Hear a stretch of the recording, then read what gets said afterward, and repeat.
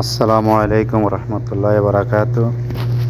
আজ পবিত্র জুমার দিন, গরিবের হজের দিন, প্রবাসীদের ঈদের দিন।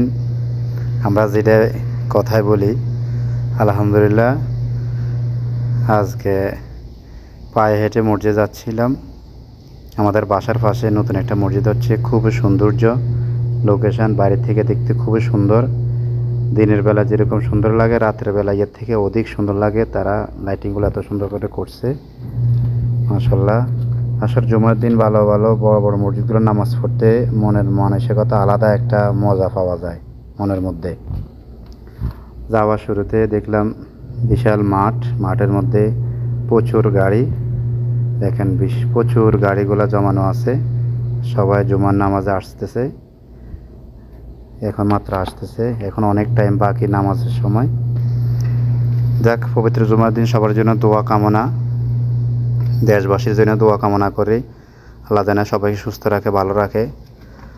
যারা এই ঘূর্ণিঝড়ে বর্তমানে সমস্যা ভুগতেছে বা যারা ক্ষতিগ্রস্ত হয়েছে, তাদের জন্য বেশি বেশি দোয়া করে আল্লাহ তাদেরকে সেরে ওঠার তৌফিক দান করুক, আল্লাহ তাদেরকে ধৈর্য ধরার তৌফিক দান করুক, আল্লাহ তাদেরকে বিপদ আপদ মোলা মুসিবত থেকে রক্ষা করুক এবং তাদের কষ্টগুলো আল্লাহ যেন দূর করে দেয়।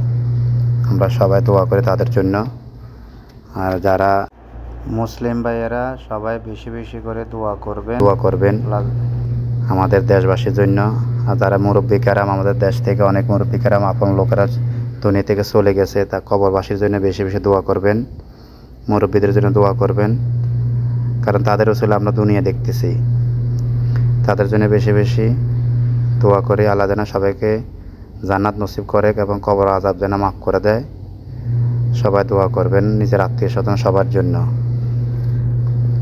আলহামদুলিল্লাহ, সবাই আমাদের জন্য, আমাদের সকল প্রবাসীদের জন্য সবাই দোয়া করবেন। আমরা যেন প্রবাসী সুন্দর মতো সঠিকভাবে চলতে পারে, থাকতে পারি, বিপদ আপদ এড়িয়ে যেন আমরা থাকতে পারি, চলতে পারি।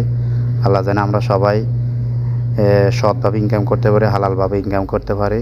সবাই আমাদের জন্য দোয়া করবেন এবং আমাদের জন্য সবাই বেশি বেশি করে দোয়া করবেন। আমরাও আমাদের দেশবাসীর জন্য বেশি বেশি দোয়া করব ইনশাআল্লাহ। اتقوا الله عباد الله، احفظوا ايمانكم واياكم وما يخرب عقيدتكم، فهي انفس ما تملكون. تعاهدوا ابناءكم وبناتكم، حصلوهم بسم الله واغرسوا فيهم التوكل على الله، فانهم عرضة بهذه الوسائل الحديثه الى الاخطار الكثيره على العقيده والدين والاخلاق والمعاملات. هذا وصلوا وسلموا رحمكم الله على محمد بن عبد الله كما